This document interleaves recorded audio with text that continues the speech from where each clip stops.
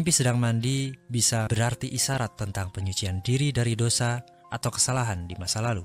Atau juga bisa jadi isyarat bahwa segala kesusahan dan kesulitan yang tengah dialami seorang yang bermimpi tersebut akan segera dihilangkan. Namun Ibnu Sirin juga menerangkan proses mandi dalam mimpi menggambarkan makna tertentu.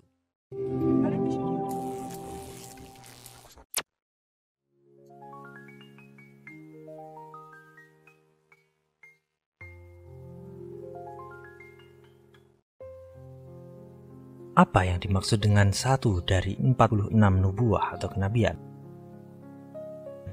Para nabi menerima wahyu dari Allah Subhanahu wa Ta'ala dengan berbagai cara, beragam situasi, dan kondisi. Salah satunya melalui mimpi. Ibnu Abdil Bar pernah menceritakan riwayat dari Al-Muzani. Aku mendengar Asy-Syafi'i mengatakan, mimpi para nabi adalah wahyu. Kami mendapat riwayat dari Ibnu Abbas radhiyallahu anhu yang mengatakan bahwa mimpi para nabi adalah wahyu.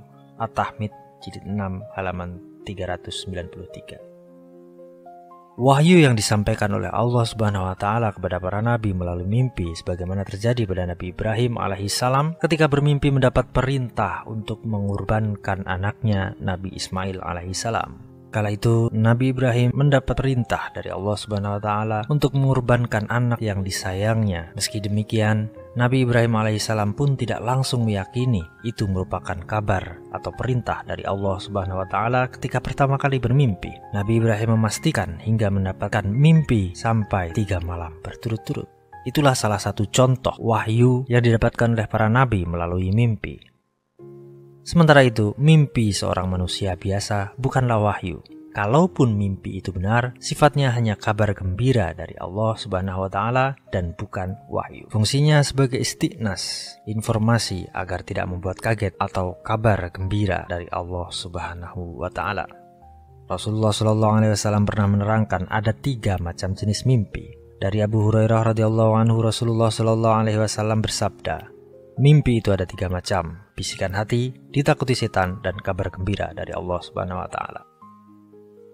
Mimpi yang benar merupakan sepersekian dari kenabian karena dalam mimpi yang benar akan ditampakkan sesuatu yang gaib. Hadis tentang mimpi seorang mukmin yang benar adalah 1 dari 46 bagian nubuah ini semakna dengan hadis riwayat Ibnu Abbas radhiyallahu anhuma bahwa Nabi SAW bersabda, akhlak terpuji, perangai yang baik, dan bersikap sederhana adalah 1 dari 25 bagian kenabian. Hadis riwayat Imam Ahmad dan Abu Dawud.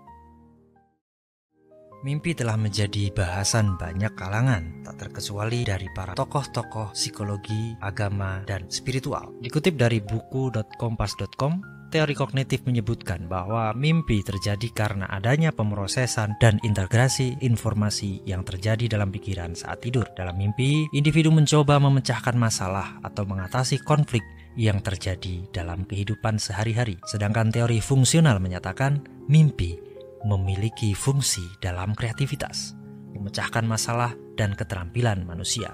Teori fungsional juga menyebutkan bahwa mimpi dikatakan mampu membantu seseorang memproses emosi, mengatasi stres, serta memperoleh pemahaman lebih tentang diri sendiri maupun dunia sekitar. Tokoh psikoanalisa Sigmund Freud yang namanya sering dicatut ketika membahas perkara mimpi, mengatakan bahwa mimpi merupakan manifestasi dari keinginan tersembunyi yang muncul dalam bentuk simbol dan metafora. Ia juga mengungkapkan bahwa mimpi adalah jendela ke dalam alam bawah sadar manusia. Sedangkan dalam praktik psikoterapi berbasis teori Jungian dari Carl Gustav Jung, analisis mimpi sering digunakan sebagai alat untuk memahami dan menganalisis isyarat dari bawah sadar.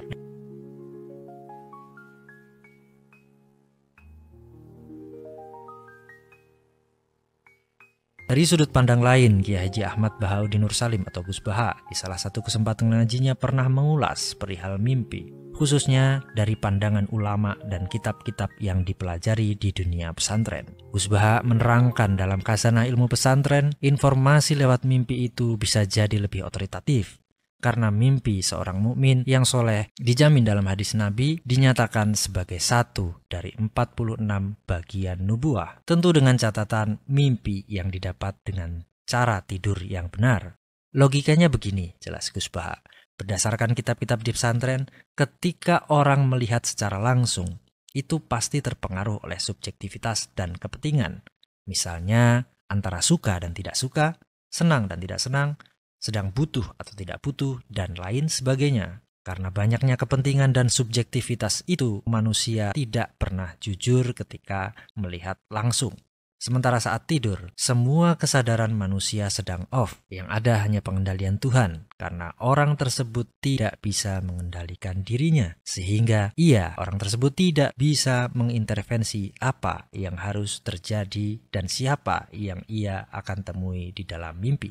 Gus Baha juga menerangkan, dalam ilmu pesantren, manusia itu hakikatnya tidur. Baru setelah mati, ia terbangun. Beliau juga mencontohkan, seseorang tidak bisa mengendalikan atau menentukan mimpi. Misalnya ketika hendak tidur, ia ingin bertemu seseorang di dalam mimpi. Karena itu pada akhirnya, wilayah mimpi hanya benar-benar berada dalam kekuasaan dan milik Allah Subhanahu wa Ta'ala. Sekian perjumpaan kita di video kali ini. Mohon maaf atas kesalahan dan kekurangan. Silahkan cek-cek video-video lain kami, termasuk diantaranya tentang tafsir mimpi maupun penjelasan tentang mimpi, video-video lain tentang belajar bahasa Arab dan sebagainya. Semoga bermanfaat. Selamat mensubscribe, like, komen, dan melanjutkan aktivitas. Terima kasih. Wassalamualaikum warahmatullahi wabarakatuh.